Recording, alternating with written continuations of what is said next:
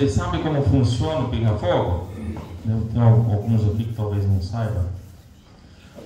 É o seguinte, vocês perguntam e os dois aqui respondem. Vocês pulam de mim, tá? Você lembra que eu falei que eu era o primeiro a fugir? Então vocês perguntam só para os dois. Então não fiquem com vergonha. Quando for fazer a pergunta, levanta a mão com o microfone e vai, que estamos gravando ali. Não vai sair quem pergunta, só o áudio, tudo bem? Não tenham vergonha. E que iniciemos nosso quarto pinga-fogo. Alguma pergunta? Não, então eu vou iniciar. Meus amigos, eu recebi uma mensagem hoje de um casal que não veio e pediu para mim passar a pergunta, se por acaso eles não viessem. A pergunta deles é o seguinte: eles têm dúvida que eles ouviram um palestrante falar que espíritos que vêm de outro ordem evoluído, quando encarnam na Terra, eles bagunçam no planeta. E eles acharam que essa informação não conduz com o seu entendimento até hoje na doutrina. E a pergunta é: o que vocês acham? O que você acha sobre isso? Quem é o primeiro? Boa noite a todos. Bom, Jesus tem uma frase que muita gente já deve ter ouvido falar, está lá no capítulo 3 do Evangelho segundo o Espiritismo, que diz: há muitas moradas na casa de meu Pai.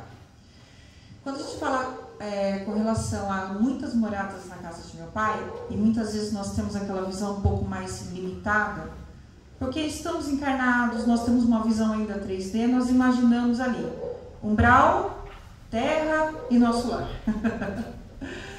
E aí, quando você vai estudar a ciência, e eu vou trazer a ciência, vou trazer o telescópio Hubble, que só mapeou 4% de um universo infinito, e dentro desse 4% já foram descobertos 200 milhões de galáxias, não sei quantos milhões de sóis, etc. Isso só em 4% de um infinito. A gente começa a entender qual é a grandeza dessa há muitas moradas na casa de meu Pai. E isso nós estamos só falando de um universo 3D aqui no físico. Nós estamos esquecendo do mundo espiritual. E quando a gente fala de mundo espiritual, nós temos muitas vibrações. Nós temos muitas, como Kardec traz no Livro dos Espíritos, muitas categorias de espíritos. E não, por que não dizer que existem locais espirituais onde há espíritos evoluídos, sim, que vêm e trazem o nosso benefício? E por que não dizer que há também espíritos ainda em fase de aprendizado, em mundos primitivos? Então, se porventura um desses espíritos que vem de uma outra órbita, que pode ter uma oportunidade de encarnar aqui na Terra, mas ele não tem a condição evolutiva adequada a esse planeta, ele pode vir bagunçar? Sim, pode. Dentro da Revista Espírita, que eu já fiquei de olho naquela coleção maravilhosa, tem um caso que eu acho fantástico. O tema, o título, fala-se que ele é um tanto quanto pesado, mas ele é relatado na Revista Espírita, que fala o caso de assassinato de 5 crianças por um adolescente de 12 anos. Então, naquela época, num pequeno vilarejo, algumas crianças estavam brincando e uma criança de 12 anos pegou 5 crianças e colocou dentro de um baú. E ela ficou sentada naquele baú até que aquelas crianças perdessem completamente a vida. Tá? Foi um escândalo para a época, que para nós, imagina, né? É algo que... E Kardec, ele entra em contato com o espírito de São Luís para tentar entender a situação, o que motivou, por que aquele espírito provocou aquilo. Ele enxergando já a criança de 12 anos como um espírito encarnado.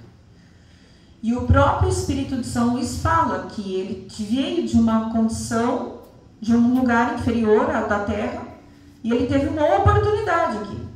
Só que como existe uma lei natural chamada causa e efeito, né? o efeito, a consequência seria retornar ao mundo primitivo, do qual ele já demonstrou que não tinha condições de ter num planeta um pouco mais, conviver num planeta um pouco mais evoluído, e nós estamos falando do planeta Terra. Um lugar de provas e expiações. Então, há possibilidade, sim, mas a gente tem que tomar cuidado, que eu sempre gosto de dizer com muita cautela, a gente tem que tomar cuidado para não pegar eventos pontuais, jogar tudo no mesmo caldeirão e falar, é assim. Não, não é. São situações.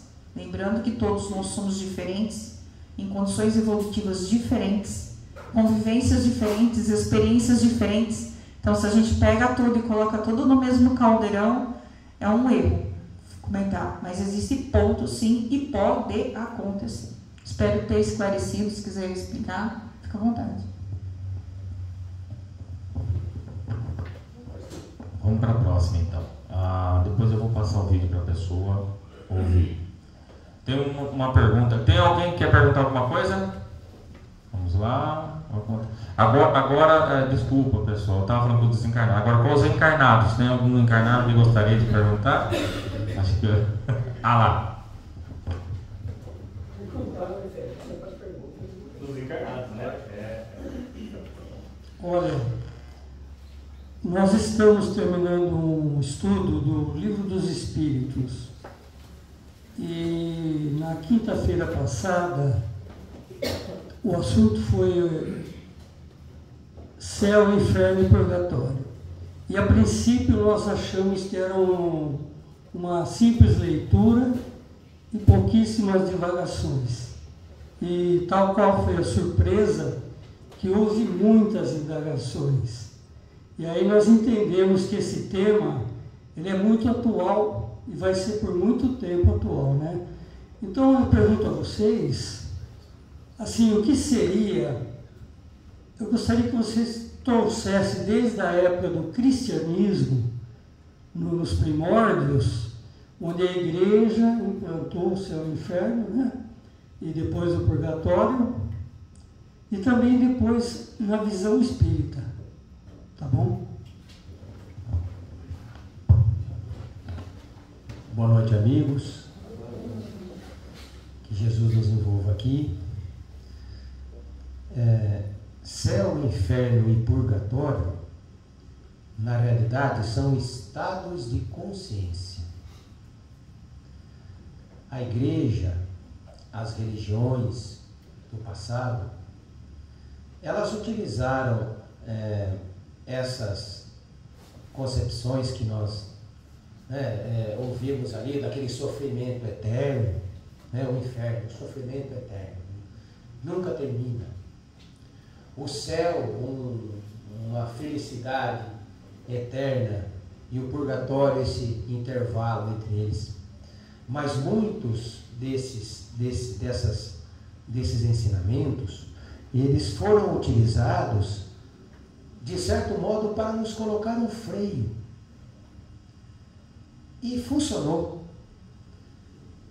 Se nós retornarmos àquela Idade Média, à Idade das Trevas, onde uma violência, uma ignorância graçava em toda a nossa humanidade, essa ideia do inferno, ele segurou. Foi necessário para nos conter de muitas barbaridades, de muitos crimes. Mas ele não já nos satisfaz nos dias de hoje, no homem moderno, tecnológico, com o nosso progresso, com todo o avanço que já conquistamos. Então, na ótica espírita, eles são estados de consciência. Porque vamos pensar, vamos raciocinar com a fé raciocinada, não é? Que é o Espiritismo. Allan Kardec pergunta ao Espírito Verdade, no Livro dos Espíritos: há demônios? É uma das questões. E os Espíritos respondem: se houvessem, ele seria obra de Deus. E você consegue conceber o Criador criando um espírito eternamente voltado a praticar o mal? Tem lógica isso para vocês? O Criador dos mundos, na sua perfeição infinita, na sua bondade suprema, no seu amor inesgotável, criar um dos seus filhos que iria trabalhar para sempre contra a sua obra. Então perceba que não existe. Existem espíritos ignorantes, espíritos atrasados, que se comprazem no mal, mas todos eles um dia tornar-se-ão espíritos luminosos. Dê a 1 bilhão de anos para Adolf Hitler, vai se tornar um anjo. A cada um de nós, o espírito mais empedernido, mais endurecido, ele conquistará a sabedoria, o amor e a evolução. E por outro lado, aquele céu também pintado pela igreja, onde você fica lá sem fazer nada, tocando harpa, e eu prefiro o inferno. Deus me livre disso. Sem produzir nada, sem trabalhar. Ah, mas aí a doutrina espírita, ela vai nos mostrar as colônias espirituais, as cidades, onde você aprende, onde você estuda, onde há trabalho incessantemente. Sempre haverá alguma coisa para você aprender, alguma coisa para você evoluir, algo para você conquistar. Por isso somos imortais. Então, ninguém precisa acreditar que o inferno existe, porque não existe mesmo. Estados de consciência. A tua consciência culpada constrói o inferno para você. Onde quer que você esteja, encarnado ou desencarnado, ele te acompanha. Mas também esse céu, sem você fazer nada, a vida é trabalho. No mundo espiritual se trabalha muito, muito. Então, sempre esse processo de evolução, sempre esse processo de aprendizado, de crescimento espiritual. Mas, felizmente, estado de consciência. Depende do nível evolutivo que você se encontra. Se buscarmos o caminho do bem, a tua consciência estará tranquila. Se você sempre procura o caminho do mal, você criou o inferno para você. Mas isso sempre é passageiro. Só o bem dura para sempre. Todo mal, ele tem uma hora para terminar. Quando o espírito desperta e prossegue.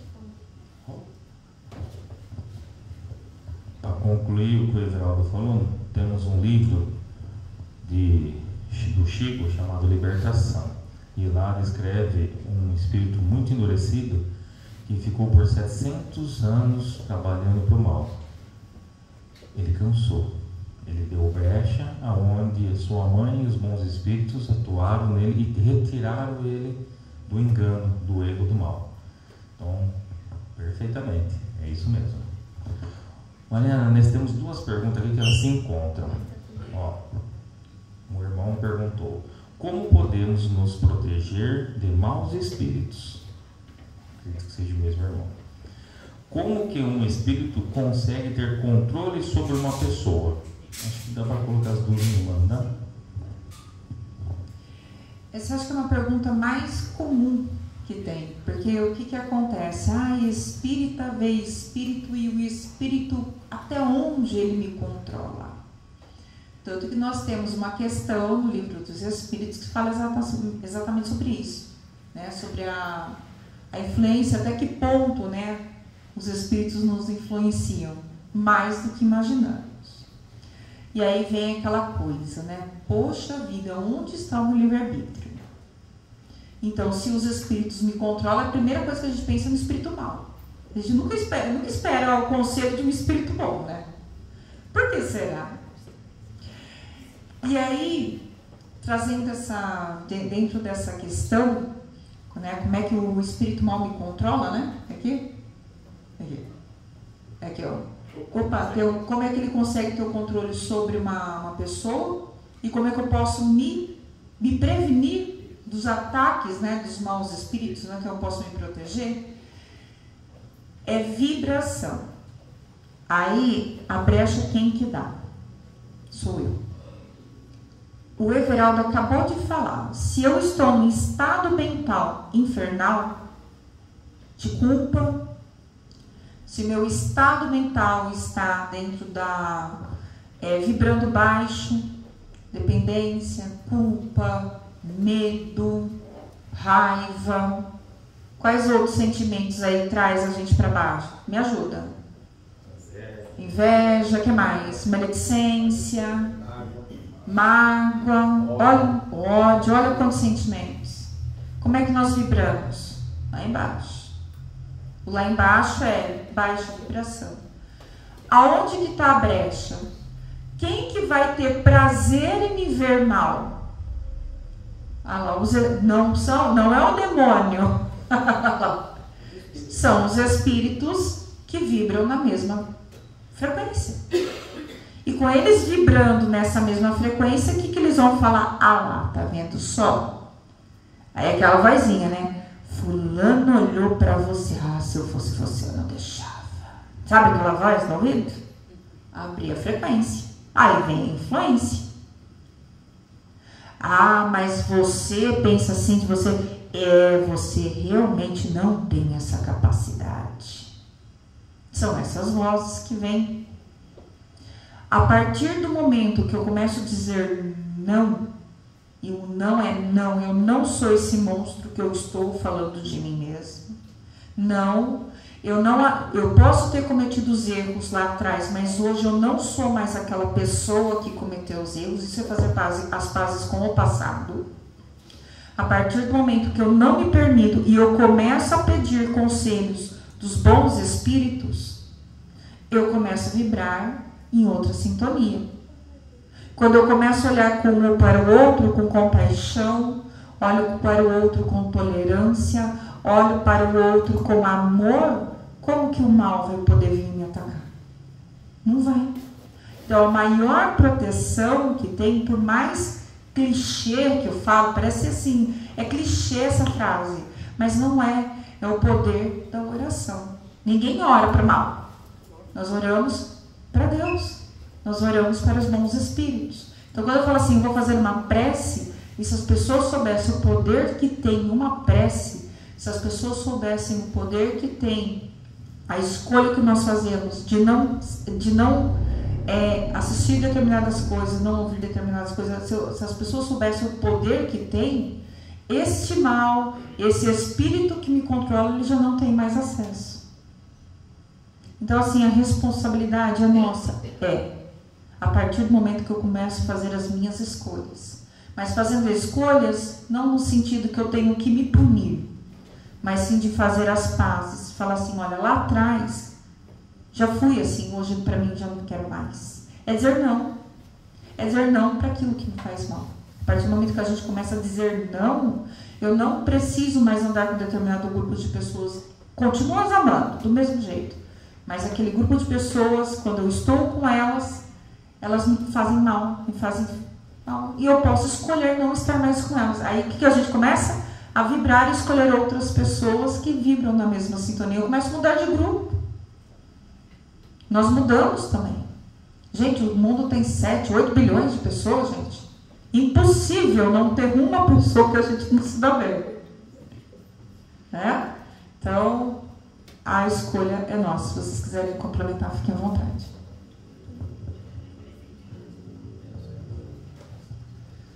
Como a Mariana disse, sempre pelo pensamento, né? Mas como nós estamos nos comportando? Essa é a pergunta. Se você deixa a janela da sua casa aberta, ou a porta da rua, que dá para a rua da sua casa aberta, você concorda que você está correndo o risco de alguém entrar ali e roubar as tuas coisas, invadir tua residência, porque você deixou aberto. Então, todos os nossos vícios, todos os nossos maus sentimentos, são portas que nós abrimos e que convidamos espíritos atrasados para que adentrem, se acheguem até nós e nos prejudicam. Todo sentimento nobre, toda atitude de amor, todo trabalho no bem, são portas que você também abre para que espíritos luminosos se aproximem de você. Então, é questão de sintonia, como ela disse. Não dá para você escutar a 101.1 sintonizada no 97.7. Em qual sintonia você se encontra?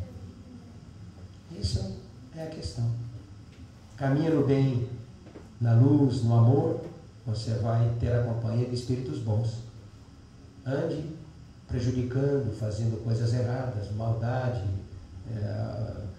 levando a tristeza, a desonestidade, que companhia você quer ter? Então, é a lei, essa é a lei. Você vai receber de acordo com aquilo que você dá. É isso, sintonia. Dos encarnados, alguma pergunta? Enquanto eu vou aguardando ele levantar a mão, sobre a oração que a Mariana falou e o pensamento e a vontade que o Geraldo falou, quem assistiu o filme Nosso Lar 2? Muito bom. Tem um momento do filme que expressa muito bem o valor da oração.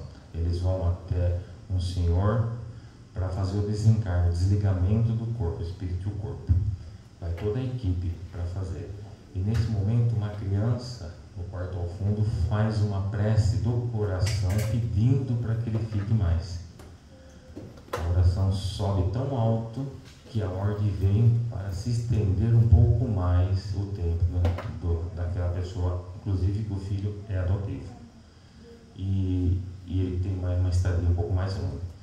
Então, estamos com o pensamento meio bagunçado? Oração. Abra o coração. Eu costumo falar, converse com Deus. Ele vai conversar de volta com você. Perguntas? Vamos na próxima que deixaram aqui. Como uma pessoa consegue saber se possui mediunidade? Então, agora. Tá bom. Todos nós somos médiuns. Todos nós. No sentido de que todos nós somos, de certo modo, influenciados pelos espíritos, encarnados ou desencarnados, através do pensamento. Todo instante. Mas a mediunidade ostensiva, a mediunidade de psicografia, de psicofonia, de vidência, de clarividência, de audiência, essa mediunidade mais ostensiva, ela é inerente a uma predisposição no organismo físico da pessoa quando ela encarna. Aquilo é programado. É alguma modificação que eles realizam ali e que estabelece esse canal de uma maneira mais ostensiva. Então, sim, a pessoa reencarna com a missão da mediunidade, em benefício dela mesma. Por isso ela tem que ser praticada com Jesus, sem cobrar, sem querer viver daquilo, com santidade, com amor, com respeito, com caridade, como Chico Xavier.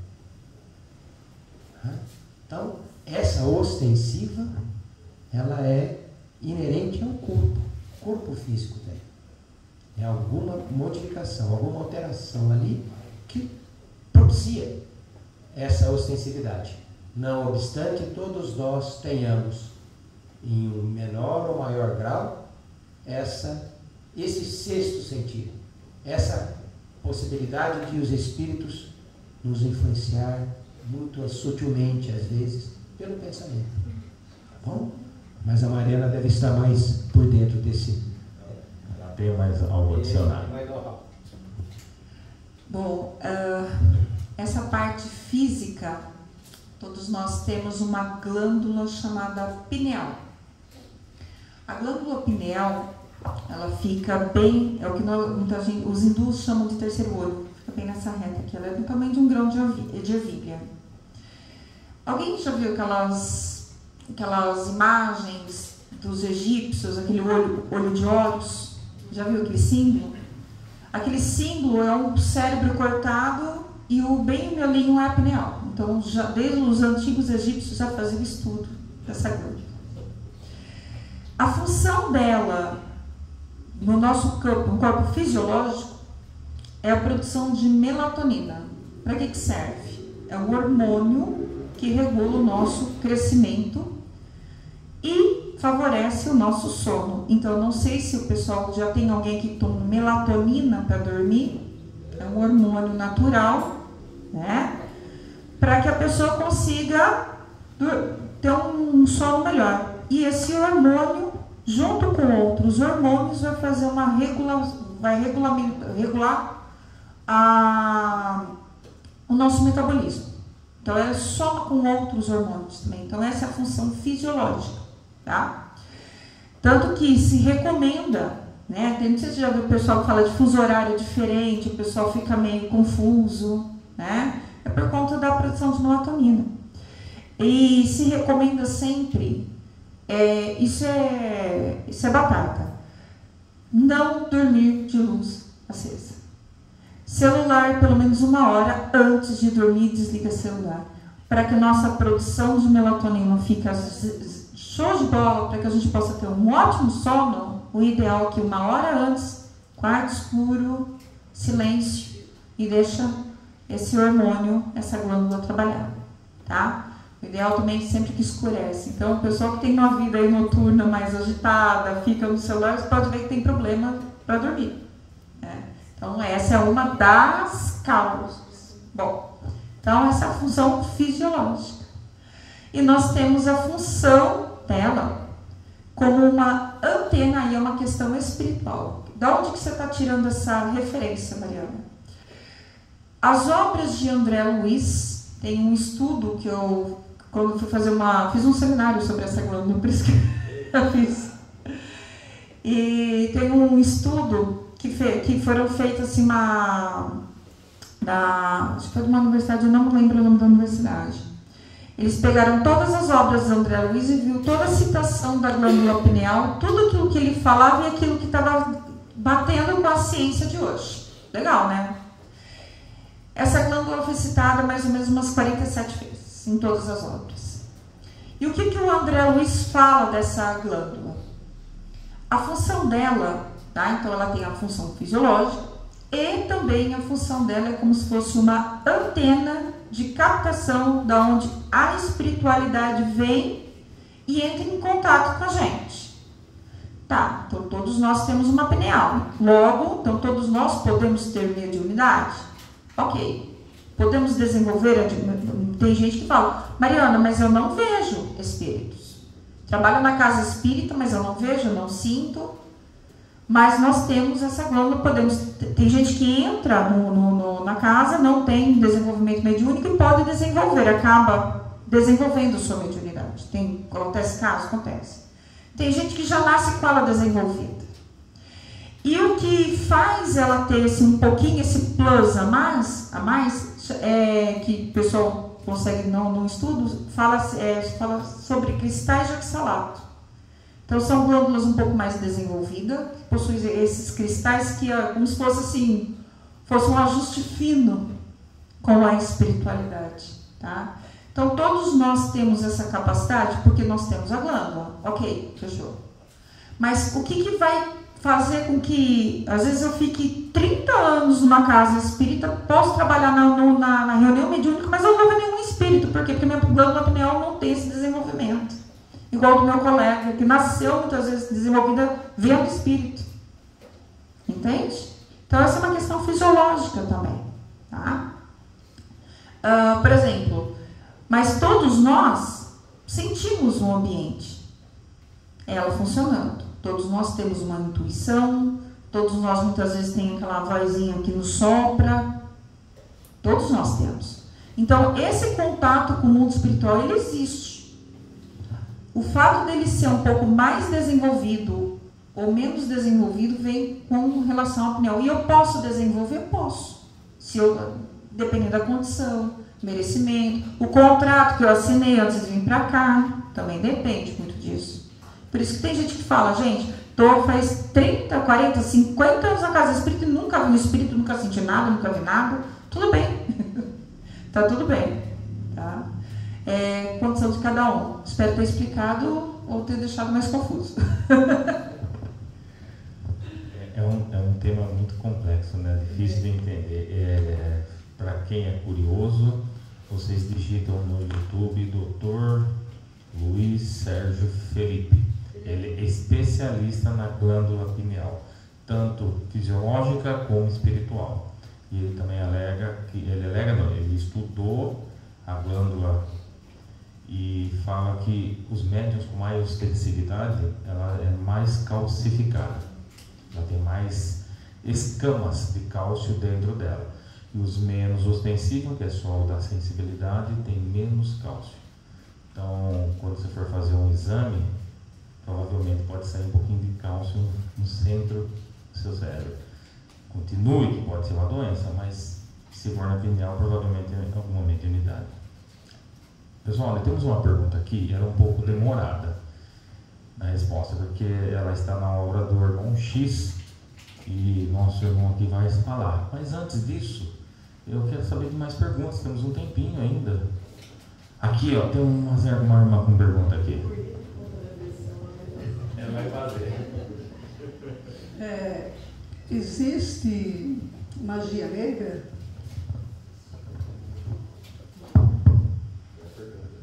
Olha, eu acho assim muito complicado que o Criador dos mundos permita que uma pessoa qualquer faça o mal para uma outra pessoa. Mas eu entendo que é mais fácil eu afirmar que sempre a culpa é dos outros do que minha. Então, o Espiritismo é difícil porque ele tira essas muletas de você. Você é o construtor da tua felicidade ou da tua infelicidade. Não dá para ocupar mais. Eu sou infeliz porque a minha sogra, o meu marido, o meu filho, o meu patrão, eles me perseguem. E eu sou um anjo que nem aqui deveria ter reencarnado, eu já deveria estar numa morada celestial. Deus me perdeu aqui. Não era para eu estar aqui. Percebe? Então, talismã, magia, trabalho. Como que está o teu comportamento? Você consegue vislumbrar algum espírito fazendo algum tipo de magia e prejudicando Jesus? Por que não? Porque ele chama espírito puro. Ele está numa sintonia diferente da sua. Agora nós, espíritos ainda lutando para nos aperfeiçoarmos, nós temos momentos, não temos? Tem momentos que eu estou numa vibração bem legal, mas aí eu bato com o meu dedo na quina de uma porta, nossa Senhora, eu xingo até eu desço a minha vibração. E nesse momento, os espíritos, no livro dos espíritos, nos contam que aqueles espíritos obsessores, quando você está numa sintonia elevada, você os repele, eles não conseguem te acessar, porque você está vibrando no bem. Mas eles ficam à espreita, como o gato que tocai o rato, observando. Daqui a pouquinho vai baixar a vibração dele, porque é inerente do nosso comportamento. Nós não somos espíritos ainda puros. Então daqui a pouquinho eu vou ficar bravo. eu vou me irritar, eu vou ofender alguém. E aí eles se aproximam e nos envolvem, e estimulam aquele sentimento. E aí você vai falar que é um trabalho, que você é para você, que é isso, que é aquilo. Né? Mas, e a tua responsabilidade? Onde é que está? Existem espíritos obsessores, nós vemos nas obras de André Luiz, que ali há, nas regiões de sofrimento e de dor, espíritos ali, verdadeiras falanges, que ali de repente são designadas para tentar destruir uma casa espírita, prejudicar o irmão que está caminhando no bem. Existe. Mas aí é prova sua. Entendeu? É uma oportunidade de você testemunhar. Como é que eu vou aprender? Como é que eu vou desenvolver a paciência, a humildade, a mansidão, se eu só conviver com espíritos como Francisco de Assis? Não vai ter jeito, porque esses espíritos nunca vão testar minha paciência, nunca vão me irritar, nunca vão perturbar eu ali. Agora, o patrão difícil, o parente complicado, a sogra é tudo boazinho. O invejoso. Você entende que são situações que você é chamado a testemunhar? Então, não. Sempre somos nós, gente. Sempre seremos nós. A tua felicidade ou a tua tristeza é você. Você é o responsável.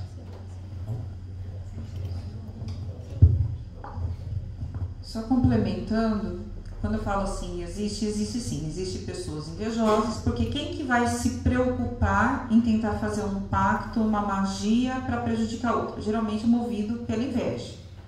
O que é inveja? É um sentimento que uma pessoa tem de não querer ver a outra pessoa feliz. Às vezes a pessoa, eu quero que o outro tenha. Não, às vezes a pessoa até tem o dobro que aquela pessoa tem, mas ela não quer ver o outro feliz. Tanto que o Chico morria de medo da inveja. É isso que motiva uma pessoa a buscar todos os meios possíveis de prejudicar o outro. Então, normalmente, quando você faz, existem pessoas que procuram e vai através de pactos, magias, todos os meios, movido pela inveja, para tentar prejudicar o outro. Só que, aquela história, ela pega ou não pega? O trabalho pega ou não pega? Aí vai toda a questão comportamental que o Everaldo falou. Então, assim, existem pessoas invejosas que vão trabalhar, vão fazer todos os meios, todos os recursos. Isso existe. Agora, de quem, mais uma vez, de quem a prevenção? Aí nós que temos que estar sempre prevenidos. E por que eu quero as coisas? Aí vem aquela reflexão. Por que eu faço isso? Por que eu faço?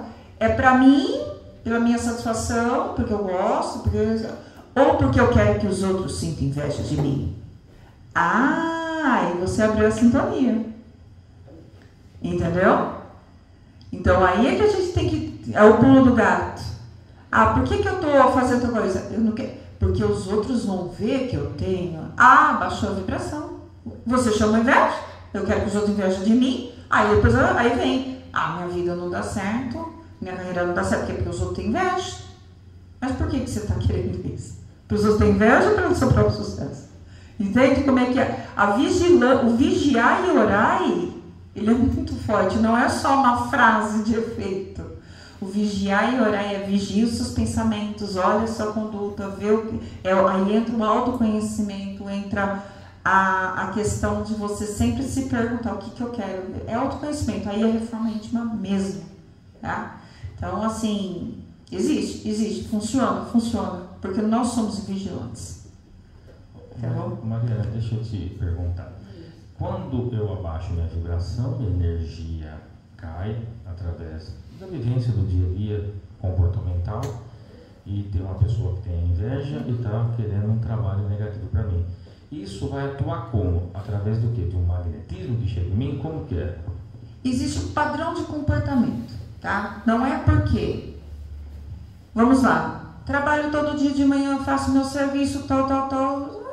Em casa, vibra até bem. Só que, de repente, num dia... Aconteceu alguma coisa, deu uma treta em casa, não é só no momento esporádico, mas qual é a minha frequência, qual é a minha constante frequência. Não é porque um dia eu fiquei mal. Tanto que eu falo, se for assim, a gente não pode sentir raiva nunca. E a gente não pode sentir raiva? Não está escrito, não posso sentir raiva. Eu não posso querer descontar minha raiva no outro. Mas eu sentir raiva faz parte de mim. Eu não posso ficar frustrada. Tu fez a palestra do limão, né? Frustração faz parte. Onde está escrito que eu não posso reclamar? Posso. Mas o que eu faço com isso? A questão é, por quanto tempo eu permaneço nessa sintonia? Às vezes é passageiro, tá? Tô ali, doca lá, daqui a pouco tá todo mundo bem, faz as pazes.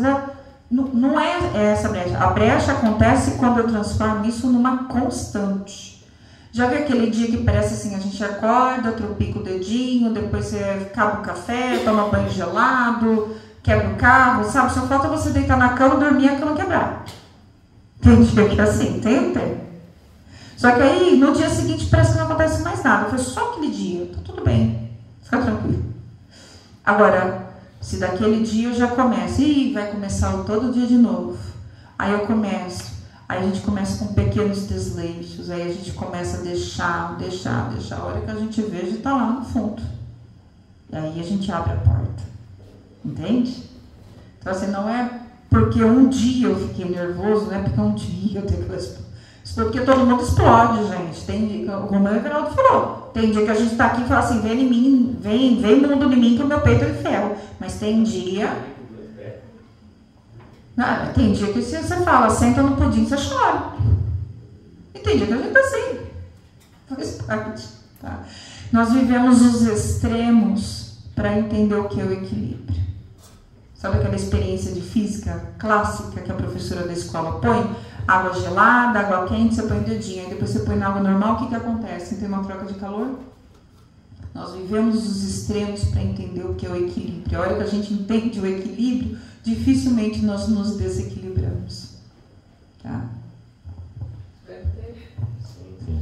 Era mais o padrão mesmo. Se mantermos um padrão alto, nenhum trabalho vai pegar. Se mantermos um padrão baixo, sim. Então vamos lá. Mais alguma pergunta? Irmos à última pergunta. Olha isso.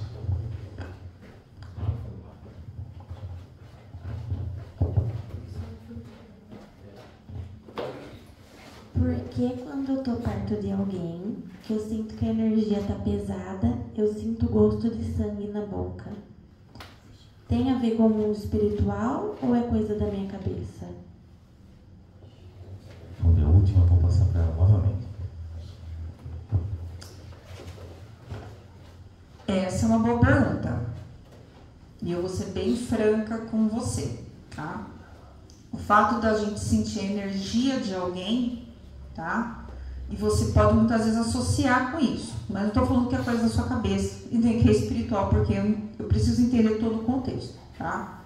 Eu sou bem cautelosa em falar assim, é isso e ponto, acabou, pelo amor de Deus. Porque a gente tem várias situações e vários contextos. Mas pelo que você começou dizendo, olha, quando eu sinto perto de alguém, aquela pessoa tá baixo astral, tá, ela parece que suga a tua energia, né? Suga, né?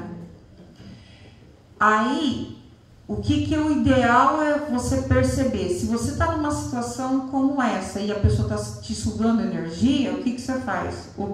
Recorre à prece. Se você não consegue, reza pro anjo da guarda dela, terceiriza o serviço, que pode, tá?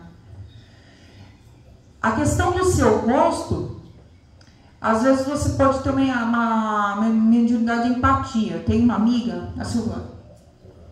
A Silvana, ela demorou para entender que algumas sensações que ela tinha não era dela, era de outras pessoas. Eu posso citar o nome dela porque ela fala. E às vezes a pessoa pode ter essa sensação, tá? O ideal é que estude. Venha a casa, conheça-se melhor e vai entender, vai procurar entender o que é a mediunidade. Aí você peço para você buscar orientação aqui do pessoal, tá? Oi? Trabalhando, e é com trabalho. O trabalho que você, a partir daí, você vai começar a entender. Você fala, não, peraí um pouquinho, isso aí não tem nada a ver, foi algo que eu associei, ou não, de fato tá? Mas o ideal é que você venha, procure, faça os estudos, E a partir do momento do trabalho você consegue entender melhor o que acontece com você. Tá bom? Porque além do gosto do sangue, eu consigo ver às vezes também o espírito. Sim. Não quando eu quero. Parece que é quando eles querem que eu veja. Não aconteceu muitas vezes, mas já faz um bom tempo que acontece. Eu aconselho, vem, procura a casa, faz os estudos e através dos estudos você vai conseguir essa ajuda que você está precisando, tá bom? Bom, pessoal, agora nós vamos para uma pergunta um pouco longa, mas interessante. Temos um tempo, que eu tomei o tempo dos palestrantes, então essa pergunta até meia-noite, tá bom? Não, um pouquinho? Ah, então tá bom. Então. Ó, a pergunta é sobre Judas. Vamos lá. Judas foi traidor ou ele fez parte de um plano divino de Deus? Uma pergunta boa, né? Tem bastante curiosidade sobre Judas. Vamos lá, meu irmão. No livro Boa Nova, se não me engano, há ali um capítulo onde aborda essa questão. Quando Jesus falou para nós do reino de Deus, ele estava se referindo a uma construção que teria que ser edificada dentro de nós, dentro dos nossos corações. E Judas, ele olhava para Jesus e ele não compreendia Jesus. Ele achava que o reino de Deus é obra externa, que seria construída com tijolos, com paredes, que necessitava dos poderosos da terra, dos juízes do mundo. Ele não compreendia o que Jesus estava dizendo, que era uma construção no coração. E não compreendendo, ele olhava para Jesus e achava que Jesus era muito manso, muito calmo, e que não haveria possibilidade dele construir o reino de Deus, que ele julgava ser obra exterior, daquela maneira ali. Então ele tinha um plano. Plano de Deus? Não. Plano dele, das ilusões dele. Qual que era o plano de Judas? Vamos conversar com os sacerdotes do templo, raposas, mais ou menos como os nossos políticos hoje, inteligentíssimos. Eu vou conversar com eles e nós vamos prender Jesus por um tempo. Aí, como Jesus é muito manso, ele não vai conseguir expulsar os romanos, ele não vai travar uma guerra para expulsar os invasores. Então eu vou liderar uma revolta, nós vamos expulsar todos os romanos daqui. Imagine, o exército romano era mais ou menos o que é os Estados Unidos hoje. E Judas era um camponês. Como é que ele ia vencer? Uma máquina de guerra como o Império Romano. Mas na ilusão dele, ele pensou, eu vou travar essa batalha, e aí vou matar quem tiver que matar, vou prender quem precisa prender, e a hora que nós expulsarmos todos os invasores, nós vamos soltar Jesus. E aí eu vou dizer a ele, Senhor, tudo o que tinha que ser feito eu já realizei, agora reine soberanamente sobre nós agora. O teu reino está construído. Porque ele achava que o reino era obra externa. E nessa ilusão, conversando com os sacerdotes, imagina, não, você pode ficar tranquilo que nós vamos prendê-lo e depois nós vamos soltá-lo, fica tranquilo. Eles odiavam Jesus. Jesus os desmascarava. Jesus orientava as pessoas que paravam de dar dinheiro para eles, eles queriam matar Jesus. E nessa ilusão, Judas o entrega. E quando ele percebe que aquele plano dele jamais ele conseguiria realizar, porque os sacerdotes tramavam a crucificação que se consumou, ele não suportando, ele suicida-se.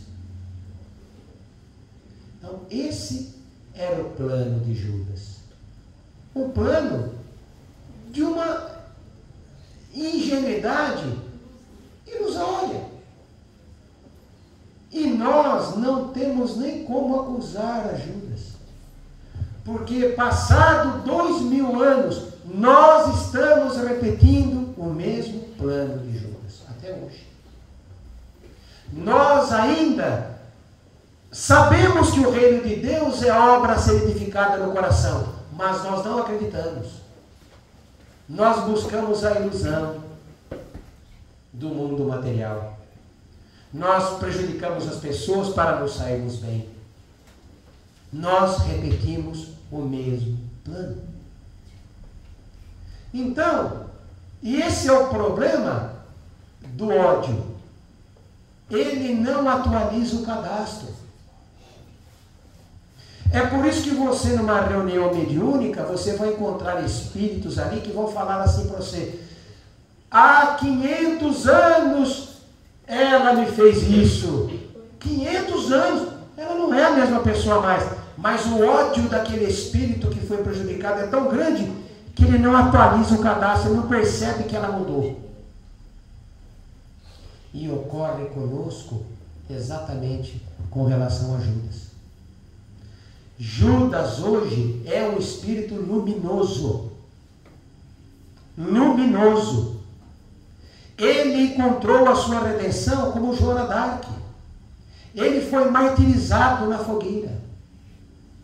Ele é um espírito que já não precisa mais reencarnar.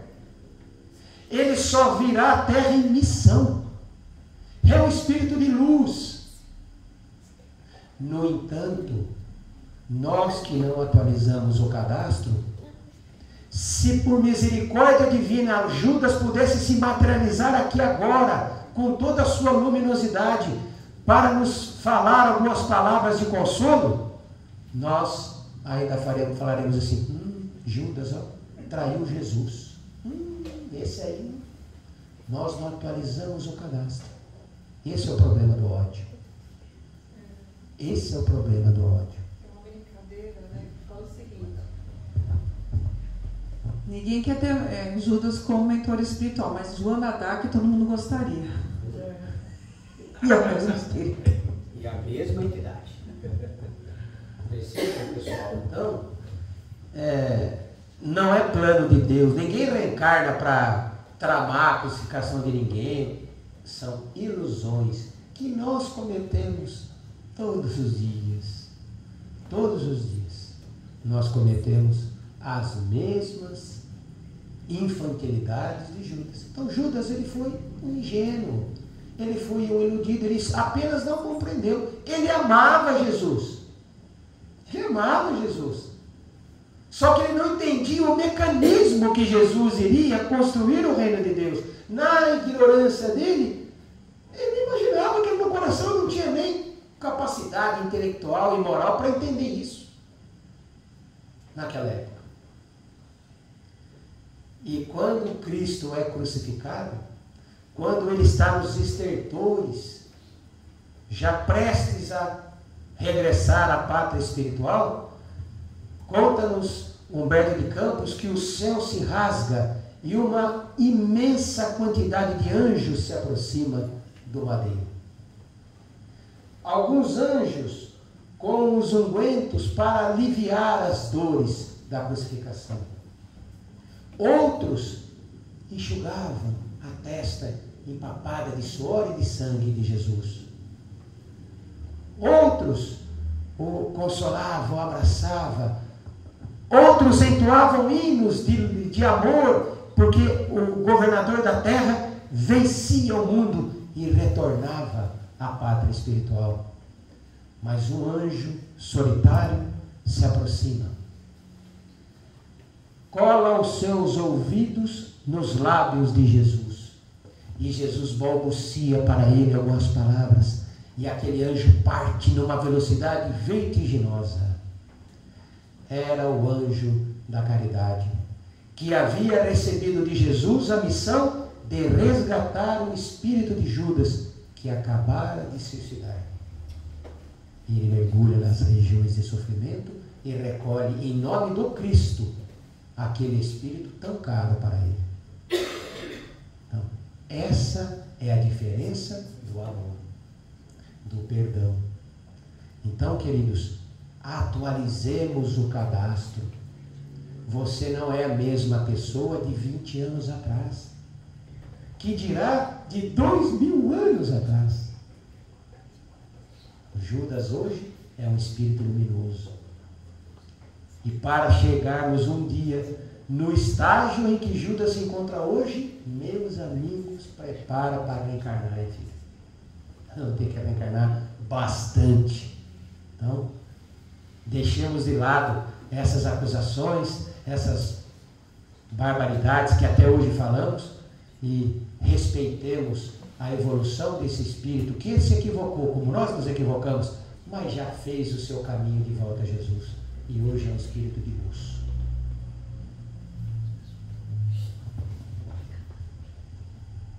E aí, meus amigos, gostaram? Foi muito bom? Ó, você pegou certinho os 10 minutos que você falou, hein? Gravado, isso que é um pontual. Então vamos dando por encerrado mais um Pinga Fogo. Muito obrigado a todos pela participação, pelas perguntas. E quando vocês não quiserem fazer a pergunta, faça assim. Marque, traz para nós que nós lemos aqui sem identificar a pessoa. E os que tiverem vontade de se expressar, que se expressem. Então vamos todos nesse momento.